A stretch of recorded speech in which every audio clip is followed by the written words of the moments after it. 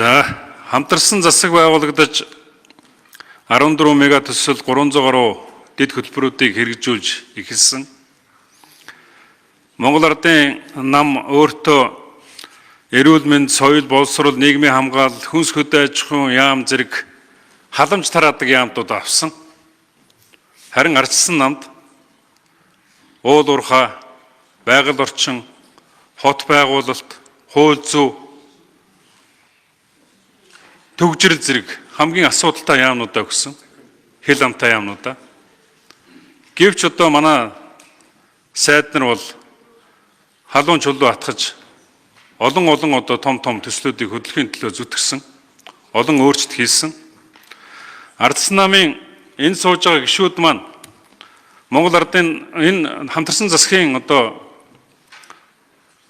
хөтөлбөрт манай намын сонгуулийн мөрийн хөтөлбөрийн 70% нь орсон учраас засгийн газрын оруулж ирсэн бүх зүйлийг дэмжиж одоо байсан гэдгийг бас хэлэх нь зүйтэй. Гэвч ерөнхий сайдын орлогоо нотох тухай асуудал болж тэр асуудлаа Монгол Ардын намын баг хурал руу чирж орж тэнд нь гол буруут нь ардсан намын сайд нар болж хувирсанд харамсаж байгаа.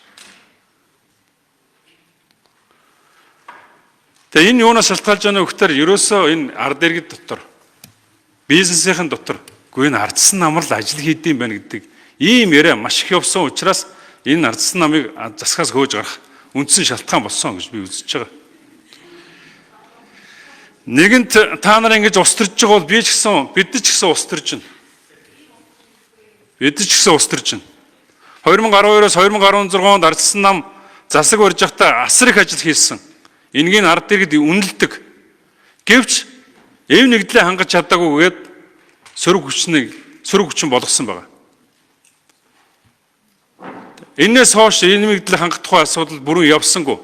Энэ юунаас болдгоо гэхээр манай намын үеийн удирдлагууд, ерөнхийлөгч байсан нөхдүүд ардын намын удирдлагуудтай хавсаадж, хувилдаж тэр хувилдааных нь үр дүнд ардын нам хожиж ардсан нам алддаг. Ийм л одоо нөхцөл байдал руу орсон. Энэ хувилдаа өнөөдрийг хүртэл явж байгаа. Би өнгөрсөн хугацаанд бүхэл хувилдааны эсрэг байсан. Мегомбын инкулдыг их хурлын дарга болоход огцроход, Эрдэнэтийг ерөнхий сайд болоход огцроход, Хөрөсхийг ерөнхий сайд болоход огцроход, Оюун ерөнхий сайдыг 2 удаа томилогдоход нь хоёуланд нь бүгдэнд нь одоо эсэргүүцэж би саналаа өгчөөсөн.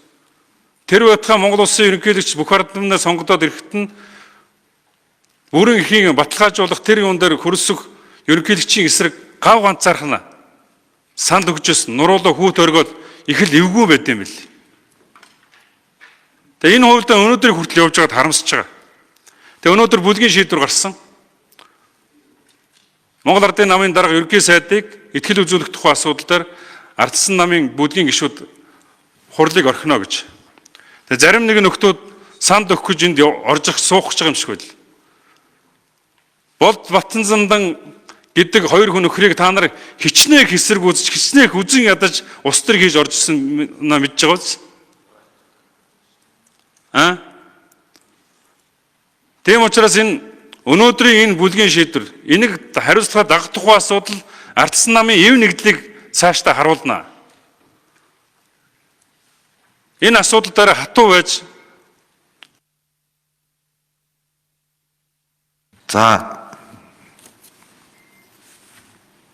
ардсан намын сайд нарыг одоо сайн муу ажилласан гэдэг асуудал бол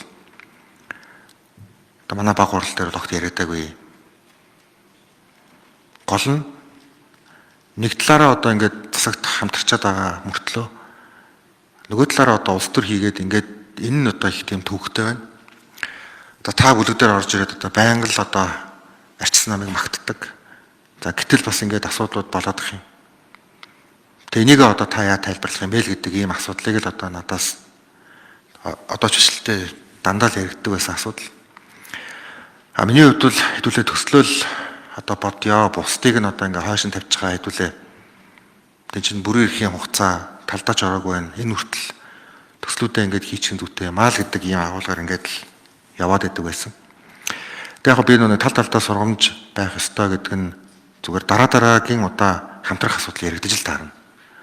Тэгэхээр бид нар одоо байгаа энэ бас алдаануудаа аль аль талдаа л одоо нэг гарахгүй байх илүү том агуулгаар харах нь зүйтэй л гэдэг өнцгөөс санамсаргүй бодоод хийцэн улс төр өөрөө явж байгаад ямар үр дүнд хүрдэг вэ гэдгийг бас нэг сургамж нь болосоо л гэж би бодож байгаа. Илүү юмыг ингээд зөв өнцгөөс тайлбарлах гэж байгаа тэр нь өөрөө юу вэ гэхээр том өрг өрцөн одоо улс төрчдийн өгөөж болдог. Манай залуучууд тэр бүрийг бас туршлахгүй. Цаана ямар одоо юм том өрөлтүүд явж байгаа энэ яг ямар үр дагавартай вэ гэдгийг бас нарийн тооцохгүй байх юм асуудлууд болчдөг. Тэгэл яг гэхээр хооронд нь мөргөлдүүлээл энэ тэгсэн тэр нь тэгсэн энэ тэгсэн гэж гал дундаас нь юу болдгоо гэхээр дундаас нь юм том хэмжээний л асуудал үүсдэг. Иймд бол бас байна. Тэгээд за тэр бичлэгтэй холбоотой асуудал. За тэрэн дээр би бас их харамсаж байгаа.